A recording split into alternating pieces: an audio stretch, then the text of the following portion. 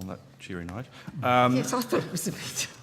I've got a question in relation to Sri Lanka and probably the Maldives, and I'll make my usual declaration of conflict of interest in terms of the work I've done there previously. I don't know if you're the right department to ask this. There are a number of officials in the previous Sri Lankan government and the former government in the Maldives who are under a cloud in relation to money laundering. And indeed, the former president of the Maldives, Abdullah Yamin, I think, was actually even arrested 2 days ago. Do we have a watch list in terms of senior officials from any country, I suppose, in terms of their travel to Australia, but more importantly, I suppose, if they have transferred or have large holdings in Australia? I mean, in terms of the Maldives, I think the initial charge is concerns a couple of $1 million US, but there are speculation that it might go into the tens of millions.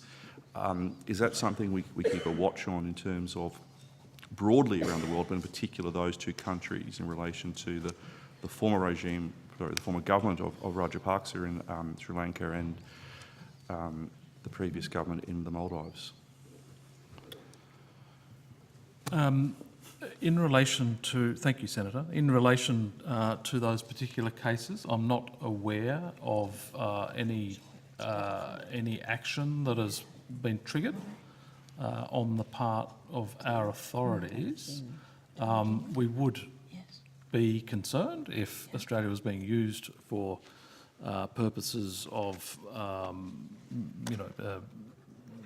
embezzling funds. You'd probably want to hear from those governments, I suppose, in terms of if they had evidence that embezzled funds from those countries was being laundered, transferred to Australia. Precisely.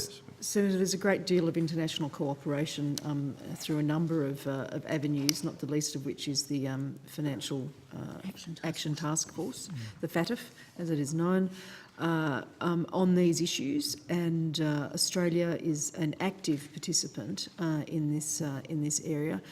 My recollection is that the broad responsibility in policy and portfolio terms probably sits these days within Home Affairs, but if not Home Affairs, then in the Attorney General's Department. But we have a very strong reputation for our engagement through the FATF, and I've seen it played out myself in the context of the No Money for Terrorism engagements that the French government, for example, has initiated.